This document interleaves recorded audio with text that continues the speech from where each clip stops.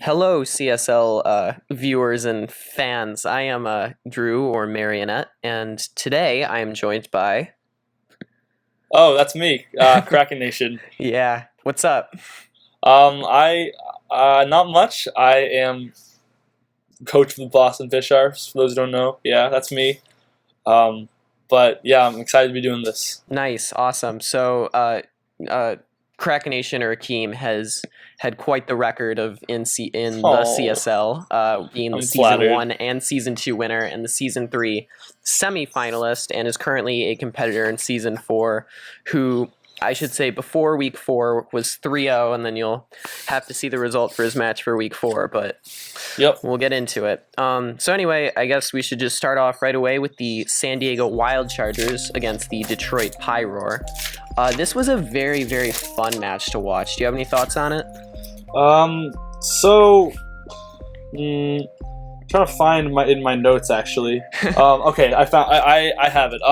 So the game was looked like it was definitely in the Pyro's advantage for a majority of it, as the past two games for the Wild Chargers have looked. As you can see, it was a very close game, and yeah, the Pyros had all the offensive pressure going into the late game. Unfortunately, one thing that really hurt them in the end game was like not thinking about how they were going to stop the Staraptor properly, Right. because they let their two biggest ways to beat Staraptor being Rotom Heat, which I'm honestly not sure what the item was in Rotom Heat. But Doublade and Rotom Heat were both allowed to get really critically weakened to the point where Staraptor was able to pick them off. They were no longer safe switch-ins, and from there, Staraptor was able to just basically end the game. Yeah, this match was very similar to the Week 3 match versus the BC Lions King, where it was primarily Staraptor getting all the kills and then like one kill from Electros. Actually, this was like the exact same score on Release's side, but I think some good plays on both end were the Wild Chargers calking the 2-hit KO on the Doublade, wearing the Doublade down throughout the entirety of the match, because once Rotom Heat was taken care of, the Wild Chargers knew that the Doublade was the only thing that stood in Staraptor's way. And then I also think Izzy played the Licky Licky very well, using the Wish Protect to stop the Jirachi from doing any sort of flinch shenanigans. But yeah, that's about it. I also think it's important to note that this match really came down to a roll from the Staraptor's close combat versus a Rotom Heat. And it was a roll in Release's favor. No, it was a roll that Release won, which won him the game, but it was actually in the Pyro's favor. But I think I had heard that was a roll, but I didn't know exactly what who the advantage was for, so that is pretty interesting. Yeah, one last thing I want to add to that's been like kind of a theme throughout all. I think I've seen a lot of matches in the CSL. There's a point where a lot of players can work on as far as in-game, just in all types of competitive Pokemon, is when you see a Pokemon on the other team that's wrecks most of your team, you have to really keep in mind a way to stop that Pokemon if shit hits the fan. And so I think that's like the problem that the Pyros face, is that while they were able to hold a lot of great offensive pressure throughout the beginning and mid game, towards the end they weren't able to stop the onslaught that Staraptor was able to bring. I agree. So next up we have the Washington Weaviles taking on the Texas Tauros. Dubstep making a huge season 4 comeback after Dub is just on a huge rebound from his subpar performance in season 3 and season 2, just really coming back with what I think is honestly a playoff material player. I think that he played very well against Easy Bake. Both teams were 1 and 2, but the Weaviles just had the Tauros on the edge, just hanging by the ropes the whole time. What were your thoughts? Yeah, I do agree. I think this was a kind of a different team and different play style that we saw from the Weaviles this game than from what they've been able to accomplish in other games, because while in a lot of games they were able to play, I think, better than we've seen in at least the past season or so, this was a game where they managed to effectively kind of check the things that needed to check. Namely, the Crawdaunt was, I think this was the game where the Crawdaunt set up and wasn't another game where the Crawdaunt set up and wasn't able to really accomplish anything with it ultimately. Although that might have been the last game. Maybe I'm mixing it up. Regardless, I think the offensive threats that were present on the Tauros side, which they actually do have a lot of them, especially in Mega Lopunny and Crawdon. I think they weren't able to do anything. Skarmory is a pretty effective check to both of those as long as Crawdon doesn't set up, so it was able to get some action in the battle. Yeah, that's basically all I've got. Yeah, I just think that it was ultimately the Kyurem that really just had the coverage for the Tauros' team. I think by midway through the battle, Dubstep just saw like, if Kyurem had to keep coming in and kill off things one by one, then it had to do what it had to do. But I think it was good that Dub saw his win con by the exactly by close to the end of the game. But that's about it. One improvement that he's made a lot, and that I've been seeing in a lot of players, is that I think as we've all become more experienced with the league format, is that the Washington Weaviles, for one, I think are becoming familiar with the fact that in the league format, it's best to save your attacks for when the right moment is, and by using Kyurem in that way, using Kyurem to strike out with powerful attacks when it was safe to do so, and then having a defensive fallback between Skarmory and Florges and stuff like that, they're able to play a lot better than we've been able to see before. Yeah, and just a final thing to note is that the Texas Tauros actually, with the failure of Crawdon once again, has free agented Crawdon to be Weavile now, which is pretty funny considering it just lost to the Washington Weaviles. But I think it'll definitely it'll maintain the same sort of balance on the team that Crawdon provided, but I think it'll provide just a little bit more power. I think, I actually wasn't aware of that, so I'm curious to see what the future results are going to be, because, Weavile is a lot more of like an offensive, immediate type pressure Pokemon, and a lot faster, obviously, while Crawdon can serve more of like as a wall breaker and like late game sweeper kind of thing. So I'm curious to see how that goes. Yeah. So for our next match, we have the Memphis Mamoswines taking on the Calgary Hydro Cannons. Anthony of the Memphis Mamoswines, who was the guest last week, and you should check that out, actually picked up their very first win with a Mega Diancie sweep at the end. I really think that throughout this match, Abda really had it in his favor the entire time until the very end. Where just the Mamoswines were struggling so much against Mega Slowbro, where they just had no way to take it out unless they kept sacking things turn after turn. It came down to the point where it was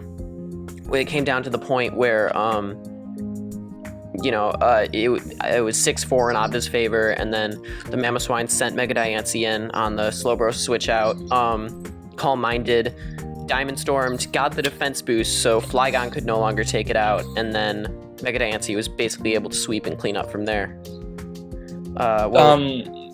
So one thing that I agree with a lot of sentiments that you have, but I do want to point out, while the Mamoswines did have an awesome comeback here, it wasn't entirely it was something, there's a lot to learn from what they managed to do, because while they did obviously have this great comeback, the defense boost on Mega Diancie was key in what was ultimately Flygon would have ended that sweep a lot shorter, and the game could have progressed much differently. Also, while I understand that there has been a little bit of controversy over whether or not that Mega Slowbro switch out was necessary, I do think that is what cost him the game, because Mega Diancie was on the field at the same time as Mega Slowbro, and the Hydro Cannons chose to switch out into Flygon, assuming that they would be safe.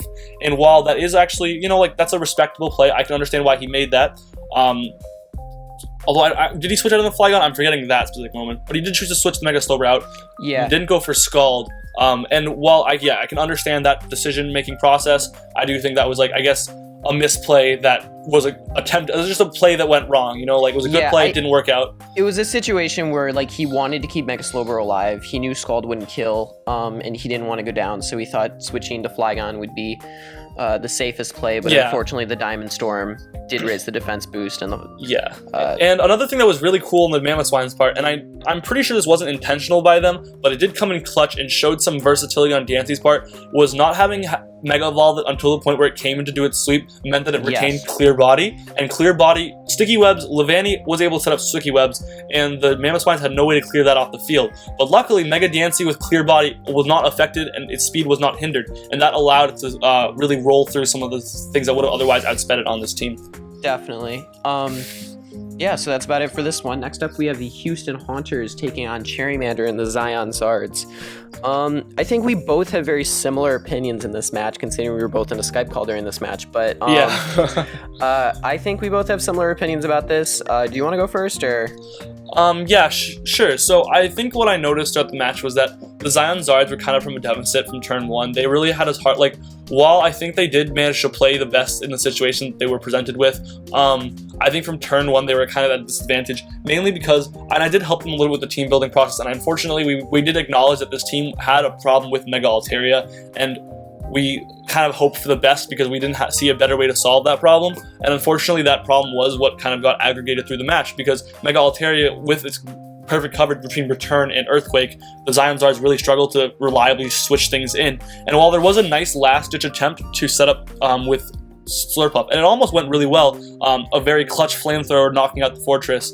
Unfortunately, Mega Altaria was able to put so much pressure on throughout the match that things like Talonflame were able to really critically weaken the Slurpuff, and Skuntank was ultimately able to finish off with a Sucker Punch. Yeah, I think the great last minute just trying to recover and decrease differential from Cherrymander was really good on his part in terms of figuring out when to set up with Slurpuff and just being able to put holes in the Haunter's team no matter how late in the match it was.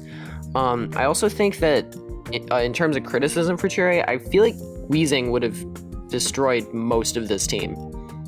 Weezing could have fared very well. A nice physically defensive Weezing. I'm looking at it now. Yeah, you're right. Yeah, could have done very well. Like flamethrower for the fortress, and then just being a wall for everything else. I think that's. I think that it would have been a better Pokemon to have versus Tentacruel. I can see that. In hindsight, that might have been a better call for both of us. I had been a part of his team building process, so maybe I should have seen that as well. Yeah. That's about it, though. It was a general well-played match on both sides, but the Haunters came out with the win. Next up, we have the Saugatuck Sandslashes, who were 3-0, defeating the Southeast Swablu, who were 0-3. I want to spend less of this time talking about Classy and more of this time talking about Majestic, who played a much, much better match than what we saw last week, in my opinion. I think there was a large point in the match where Swablu just had Classy on the ropes and really, specifically Thundurus Incarnate, just really, really put holes in the Sandslashes team.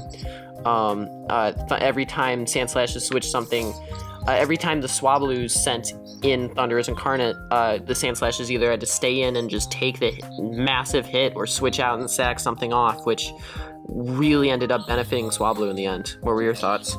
Yeah, that's exactly what I was looking at throughout the match. I think that Thunder's Eye was able to just exert so much pressure and change the momentum of the match so much every time it came in.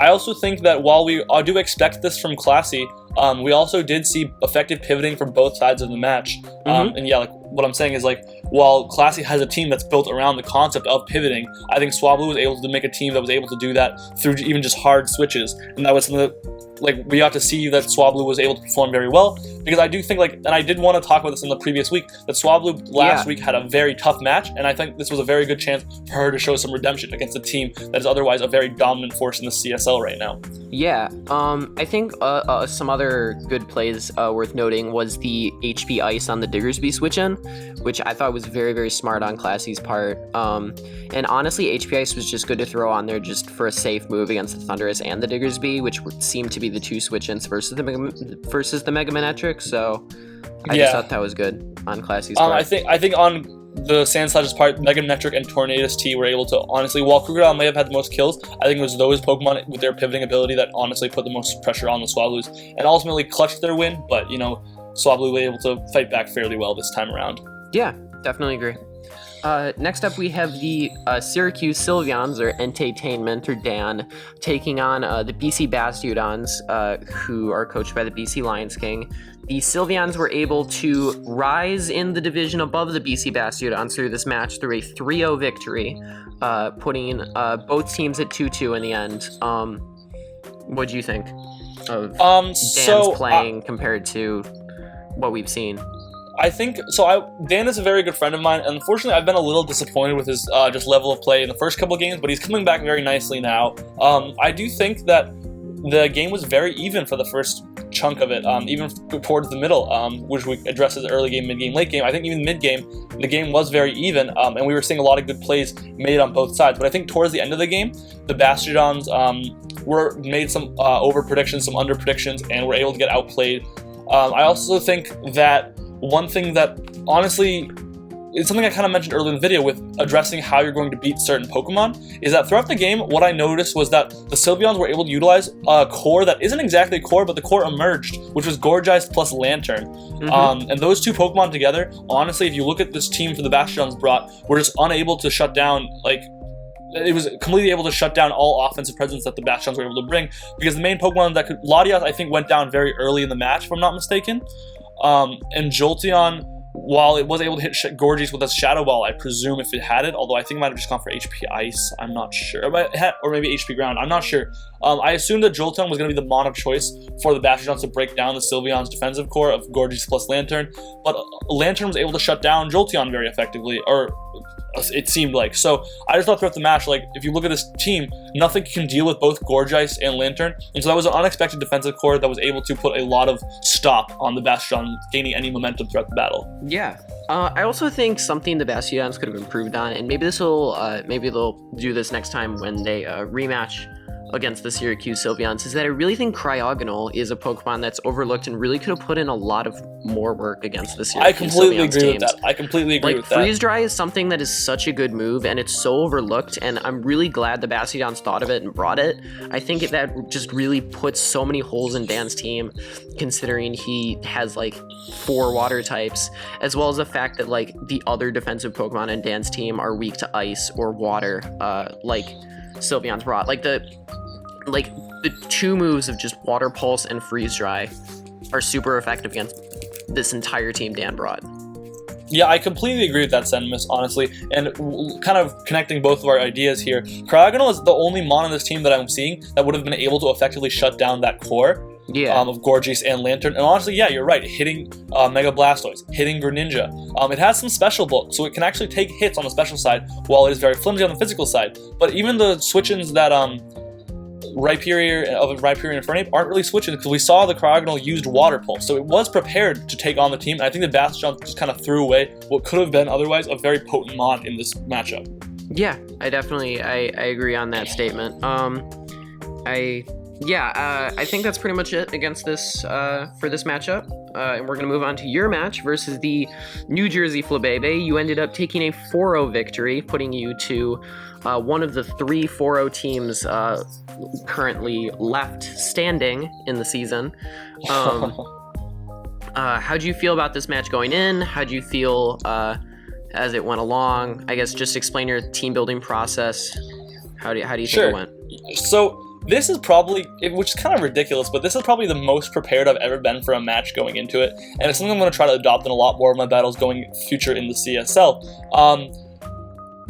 For the first couple weeks, the Flabebes were very hot on my tail, and I was very worried about that, because I think for the first 2 weeks we were matched on both differential and on wins. Yeah, and so that was very scary. So that was very scary for me. I was like, oh, I thought I was going to have maybe an easier time, but obviously I'm not. I'm going to have to fight for it, which I'm fine with. That said, so I brought a lot of preparation and a lot of thought about what I was going to do in this battle. So I kind of really just... My philosophy was build a really strong defensive core between Snorlax and Alomola, and pretty much from there I was able to shut down the entire team, honestly. Alomola might not have been as useful as I needed it to be in the battle, but Snorlax, there was nothing on this team that Snorlax couldn't handle, Absol being the one mon that threatened it, and Alomola plus, I think some people question my play of toxicking the Vaporeon and Absol. I toxic the Absol, but my plan was, if you do watch my video, I got up the Reflect, I toxic the Absol, I got up the Reflect knowing it would switch in and it wouldn't be able to kill him with a knockoff. I was very scared of that SD variant Absol, but switching at Alomola, I was able to kind of get a kill on it there, and from there, honestly, Snorlax just had a field day. While Manaphy did get the most kills on my team, and I think it was Snorlax in the end that really sealed the deal. It was Snorlax that was like the winning thing for me, because otherwise Pokemon like Thundurus T, Thundurus T and there's 2 Vaporeons on here. I'm realizing Roserade should be one of these Pokemon. Oh, geez. Roserade was another Pokemon that I was very scared of, both Pokemon being Pokemon that could potentially deal with Manaphy. So while Manaphy was the one that punched the holes, it was Snorlax that kind of formed the glue that won me this game. Yeah. I think we should note the Manaphy's performance, really just putting in, 3 kills in the end. And you made some really good predictions, such as going for an HP Fire against the Vaporeon for the switch out to Bronzong. Just predicting things that would really just, as Manaphy was whittling away from burn damage, you were able to still put in huge holes in the Flabebe's team. That really was what got Snorlax the ability to just punch holes in the rest that was left. Yeah, that's kind of through the game what I realized was, like, especially once Uxie was down, I wasn't sure if the Vaporeon had Heal Bell. I don't know if it ever revealed or whether or not it did, but I realized that without the ability to Toxic that Vaporeon, I pretty much couldn't beat it if I couldn't kill it with Manaphy, and Manaphy was on a timer. So I kind of had to make an aggressive play there, knowing that he was trying to waste Manaphy was on a timer with that burn. So I was trying to find a way to, like, maximize what I could have done, and I knew Water Absorb Vaporeon was going to be a switch in for Surf. So I thought, like, that's probably going to be my only play. So I just clicked Energy Ball, and I was fortunate enough that it did work out. Yeah. So for the final match, I believe it's the final match, yeah. So the final match, we have the Magcargo Tel Aviv taking on the Florida Feraligatrs. The Magcargo Tel Aviv took a 3-0 victory in their favor. I think that it was a very, very, very balanced match at the very, very beginning. I think that there were good predictions made on both parts. There was the Feraligatrs close combating the Tyrantrum, predicting the switch, and also the Magcargo Tel Aviv utilizing the Metagross with the Shuka Berry once again, like we saw last week, to be able to just take out that Nidoqueen by, like, turn 2. I think things turned for the worse when Feraligatrs couldn't effectively set up the Mega Pinsir. And honestly, it was pretty funny. Sludge Bomb Scrafty was what really messed the Feraligatrs up just a little bit through the poisoning on the Sludge Bomb, whittling down Mega Pinsir at that time, which really just left even more space for the Magcargo Tel Aviv to take on Mega Pinsir. What were your thoughts? So yeah, I completely agree with the sentiment that the game was very even. It was kind of like a back and forth offensive throwdown for the first probably 10 or 15 turns of the game. Yeah. With both teams, like Arcanine made some great switches. Metagross was able to get the early kill on the Nidoqueen with Shuka Berry, and then Earthquake plus Bullet Punch. And I think back and forth, it was just a lot of good trades on both sides. The Feraligatrs were able to set up Pinsir, and as you know, Pinsir was my Season 2 pick, and I love that thing to death. I have a lot of history with Pinsir, even in just the OU tier, so it's one of my favorite Megas to use, and I think the Feraligatrs actually brought a very effective Pinsir set. They brought Stone Edge to hit the Zapdos, which was the only Pokemon that really was going to stop this team stop this Pokemon once Metagross was weakened, and I feel very critical that this is the second time the Feraligatrs have made the mistake of over-setting up their Pinsir. Pinsir would have achieved a kill with return on Mega Metagross while also living that Bullet Punch.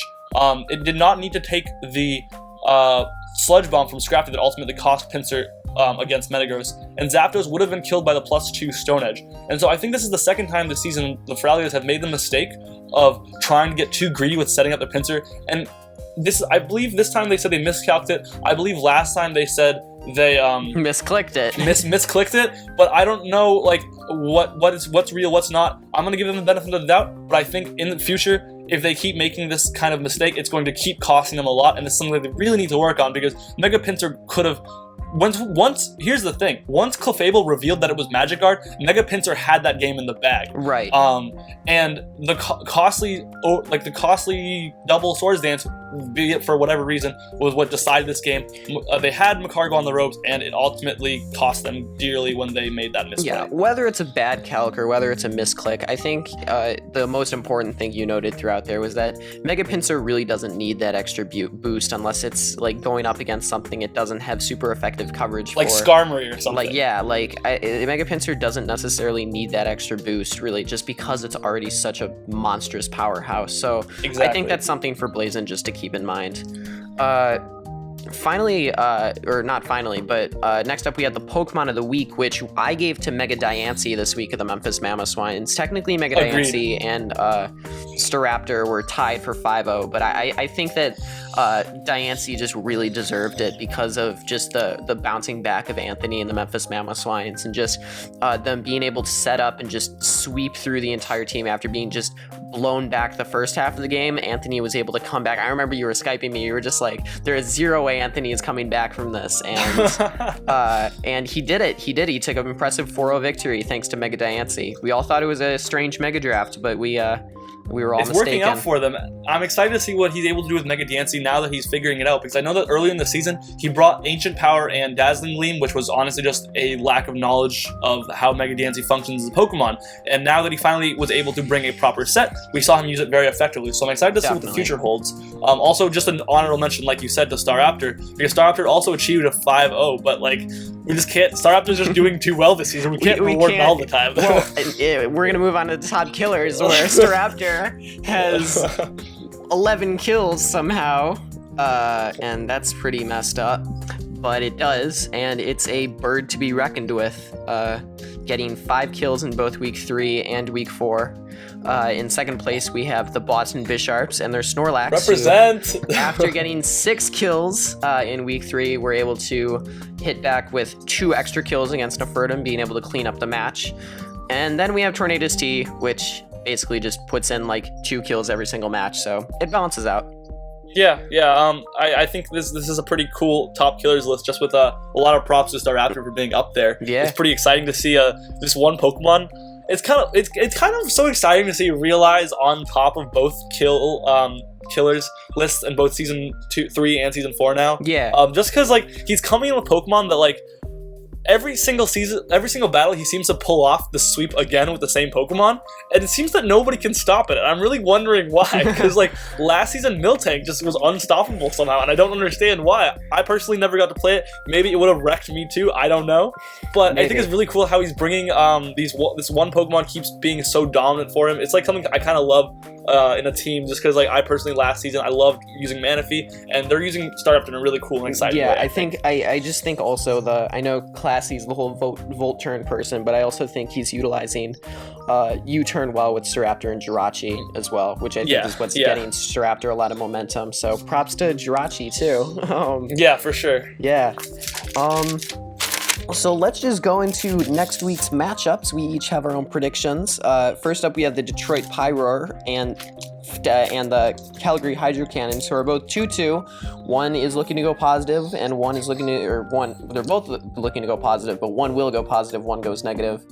I had to give this match to Zoops and the Detroit Pyroar, just because of the fact that the Pyroar just has so many offensive threats that just really punch holes in that defensive core, and outspeed the offensive core on Abda's team. I think that's really what the predictions have come down to, is whether the team can handle that set of 4 top Pokemon that Abda gives. And I think that with Kyurem Black and some other threats, maybe even Mega Venusaur, that the Detroit Pyroar can really punch in holes, especially versus things like Blissey with Mega Venusaur. Come to think of it, even more with like Leech Seeds just gaining back like, God, how much? Like 25% per Leech Seed? Something like that, something crazy. So I think that's something she can utilize. Yeah, I'm going to totally agree with your prediction and also say the Pyroars will win week 5. 5. Because narrowing in, you did say how there's some top offensive mons on the Pyroars team, but with the Hydro Cannons is they are so reliant on their defensive and like honestly just the defensive presence in their top tier picks, be it Sylveon, Sylveon, Blissey, and Mega Slowbro. I think throughout the game we've seen them being very reliant on that core. Not that it's a bad thing, it's a great core, but I think a lot of teams are going to be looking to bring a Pokemon that can try to effectively shut that down. And I think you're right, Venusaur is a mon that can do that. Also Kyurem Black is a mon that literally decimates all 4 of the Hydro Cannon's top 4 OU Pokemon. With the right set of moves. So I think between those 2 mons, I think the Hydro Cannons are going to be hard pressed to find good ways to stop from getting worn down. Yeah. So next up, we have the Texas Tauros taking on the Syracuse Sylveons. As Dan mentioned in his Week 4 video, that these two have a record of 1-1 against each other, so this is the so-called tiebreaker. So how do you think this match will go? So I feel pretty guilty about this because Dan of the Syracuse Sylveons is a very good friend of mine, and he has always predicted in my favor. But I have some quarrel about this battle, but I'm ultimately going to give it to the Texas Tauros. Okay. So I'm looking at this Syracuse Sylveons team, and I'm not seeing a lot of offensive potential that's very immediate and going to be able to pressure the Texas Tauros, namely to the point where they're going to be able to wear down the defensive Pokemon on this team. I think there's definitely are some options that the Syracuse Sylveons could exploit to prove me wrong, and I sincerely hope so. I love this guy, but I do think between some of these defensive Pokemon on the Texas Tauros team, like Cresselia, like Hippowdon, there's going to be a really big struggle on the Syracuse Sylveons to find ways to bust through them. So ultimately, I'm curious to see how this battle is going to go. All right. I'm going against you and saying the Syracuse Sylveons will win. I think that there are definitely ways Dan has to deal with this Cresselia Hippowdon core, especially if the Texas Tauros make the same mistake of continuously just not being able to heal up with it as much as we've seen. I don't think it has the recovery. I don't think he's presented a good just ability to recover with the core, as well as the fact that I think Dan just has one Pokemon I'm looking at that really hurts both those two Pokemon, and I really hope he spots it out and can utilize it. I also think that the Tauros hasn't been using Cresselia to its full potential so far, but maybe this week he'll prove me wrong. Yeah, I mean, I do think there are some answers to see, and obviously neither of us wants to get too far into that entire thing because we don't want to give any unfair advantages, say we're helping people. But I think the Sylveons have some answers, but I think that ultimately the Texas Tauros hopefully are learning from the losses that they do have, and we'll see if they'll be able to stitch together the defensive core in a way that the Syracuse Sylveons won't be able to rip apart. Fair enough. Next up, we have the Southeast Swablu versus the Magcargo Tel Aviv. Both of which are coming off of good matches. I mean, one was a loss and one was a win, but both of which are coming off very strong matches. How do you think this is going to go? So I'm going to give this to the Magcargo Tel Aviv, and that's for a couple of reasons. I do think Swablu has a lot of dominant presence, especially in the specially offensive section in our top tier offense. But I honestly, and most of you will probably know that I have had a long history of struggling a lot against Alpha Juarez. So I'm going to have to give props to his ability as a battler and say that he's going to be able to clutch this win. Namely, there are just a lot of he honestly still has a pretty bulky draft, be it now more offensively oriented than the last season. And I feel like this is a battle where some of the mons that we haven't seen been used to their full extent on his team are going to be able to really pull their weight. So I'm curious to see what he's going to bring, but I have a lot of faith in his ability as a battler that he's going to be able to pull this off.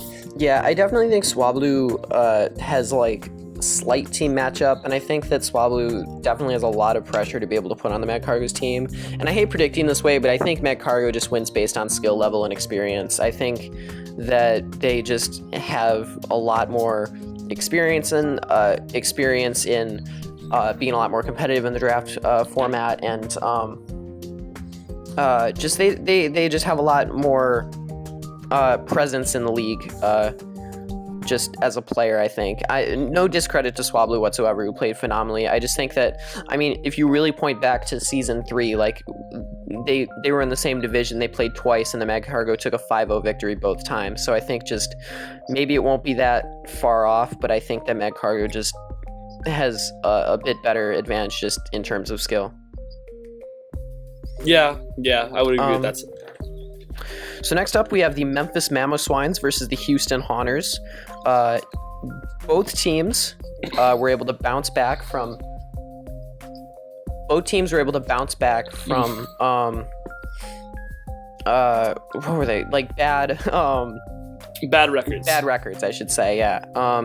Haunters being 1-2, Mamoswines being 0-3. Both bouncing back with impressive good victories. I think though that the Mamoswines will take this one. Sure, I'll go for that. I'm riding the Anthony train until it crashes and burns. I think that he just has good ways to deal with the Haunters' top threats, unless I think the Haunters are going to be forced to bring some very strange like hidden powers or some very just strange coverage moves in order to deal with a lot of the Mamoswines core. But I think generally that maybe the Mamoswines can utilize Diancie in a better way, and I think that I don't know. I think Anthony's on a roll, and I'm riding with him on that roll until it ends. I think, so first of all, I'm going to say that I also agree. I'm in support of the Memphis Mamoswines for this particular battle. Looking at their team matchup, this is a battle that I was talking to Anthony about as far as what he wants to be considered bringing, and I do see that in that process, I saw that a lot of the Memphis Mamoswines team has offensive potential, and I think what last battle provided Antoine with was the ability to see what Pokemon on his team are providing that offensive potential, and I think that's something that he was unable to take advantage of in the first few weeks. But now that he's starting to understand how to use his draft, I think he has a lot to learn about the draft format in general. And I think now that he's able to start utilizing, like we saw Mega Diancie become such a prominent offensive Pokemon last week, and I think he's gonna be able to ride at least a little bit of that learning curve, and hopefully utilize it in this battle this week. All right. So next up we have a match, and I think this is the most notable match of the week since it is the rematch of the finals of the CSL D League. And even though the team that ended up winning the D League is 1-3 and the team that ended up being the runner-up is 2-2, I still had to give this one to Blazin and the Florida Feraligatrs. I think that I already know the BC Bastiodons are nervous for this match just based on the fact that, this was the team that beat them in the finals of the D League. And I think that the Feraligatrs do have a lot of offensive presence and ability to take down the Bastiodons as we've seen before. I think in past matches, the Feraligatrs have gotten a 6 overs to the Bastiodons and a 3 overs to the Bastiodons. So I think the Feraligatrs just are win based on skill and win based on just the pure offensive pressure that is Mega Pinsir on the Bastiodons team. So I am actually going to disagree with you and say that I'm in support of the BC Bastiodons to win this battle. I want to preface that by saying, though, that I have an immense amount of respect for Blazin as a player. Every single time I've ever played this kid, I go 1-0 against him, and it's terrifying to have to play like that, because I never feel very safe when I play him for some reason. Every time I have kind of clutch victory from the jaws of defeat, and no so I have an intended. immense exactly. No, I have an immense amount of respect for him as a player and what he's been able to accomplish thus far.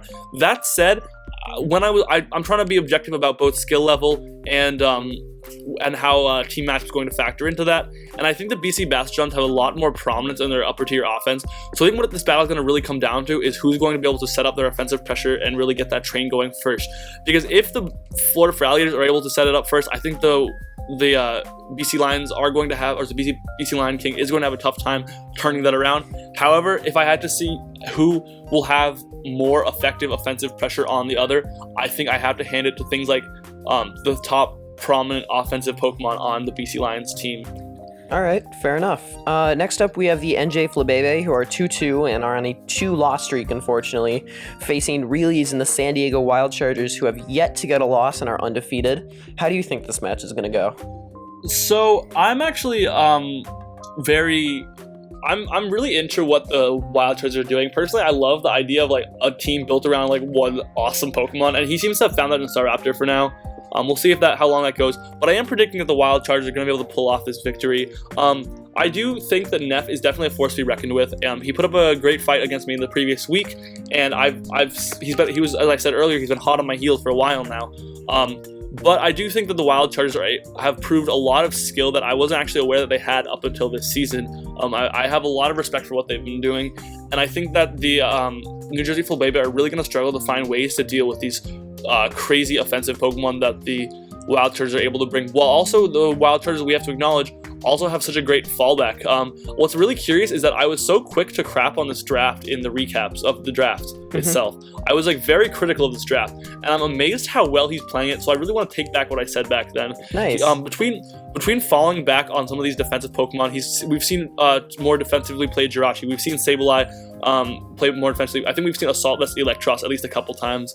But I also think that he's taking advantage of what I said a few times in this video, which is the ability to fall back on a defensive core in times of need. And once the time is right to go out on offense, we've seen Staraptor just come out and thrash teams. And that's what really excites me. And that's why I think what he's been able to execute effectively and what a lot of teams should be trying to do.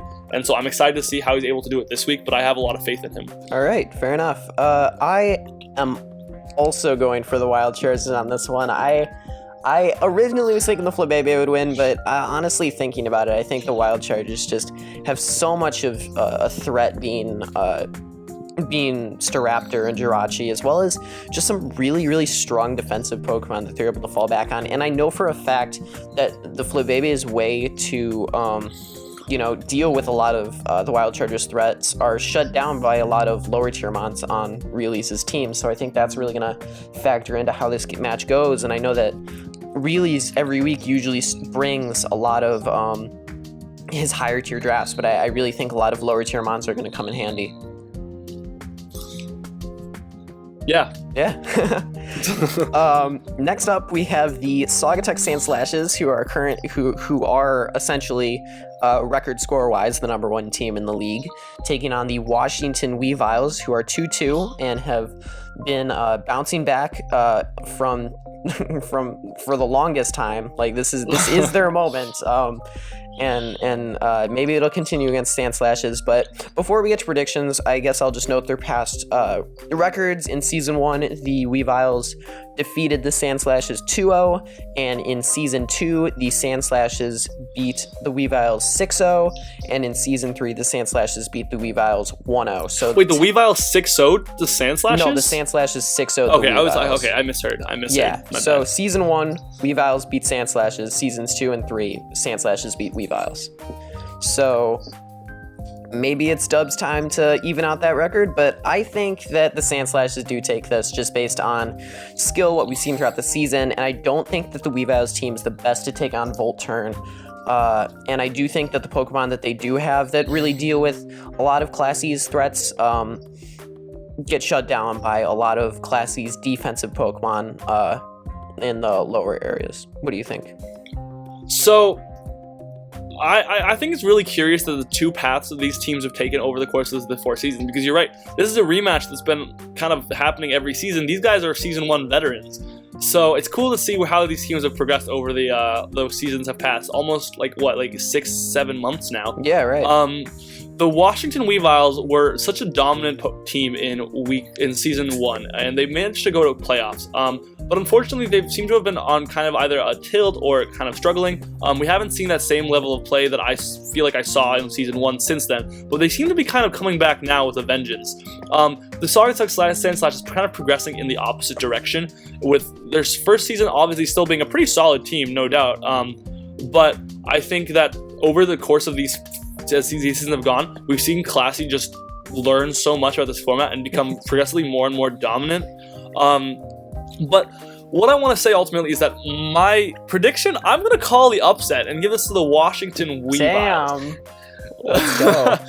And so I want to talk about a couple things on either side of that argument, because I think you made a very good point. We've seen the Washington Weaviles struggle a lot with Volt Turn in the past, and I think what comes to mind was Thunderous T of the New Jersey Flabebe really putting a lot of pressure on Florges, who couldn't reliably get Wish up. But I do see that the Weaviles, I've kind of looked at their team a little bit. I've done some practices with them. I've talked about it with them, and I don't know yet what the Saugatuck Sandslashes is bringing, obviously. But I know that the Washington Weaviles have a lot more of like kind of just the oomph that teams need to do well. I think one thing that is really important actually is having some confidence in yourself, and I think they've got some more like panache, if you will. And so I'm excited to see if they'll be able to kind of turn this around in a way that's going to be really exciting, because this will be the upset, if not of the entire season, at least of the week, if this did happen. Definitely. But yeah, I'm pretty surprised you picked the upset, but I let's see it happen, you know? So we're not going to do predictions for your match, obviously. That's just the way it goes. But we should talk about your match, which is the Boston Bisharps, who are 4-0, taking on the Zion Zards, who are 0-4. And I know that you think, looking at this match, you might think that one person immediately will take the win, but I definitely don't think I don't think it's like that. I don't think it's like that at all. And so just tell me how you've been prepping, what you think in context of the match. Well, obviously I can't give out too much. Right. But I will say that, while I think cherries this is one of those examples, and I think other examples that come to mind are the Florida Feraligatrs are like this very much. Also maybe potentially the Syracuse Sylveons and the Detroit Pyroar, but mostly the Florida Feraligatrs and the Zards. These are both teams that I think, what I'm trying to get at is that their records aren't expressive of their ability as a player. So when I'm playing against the Zards, I'm going to be really wary of that. I'm not going to play them like they're a 0-4 team at all.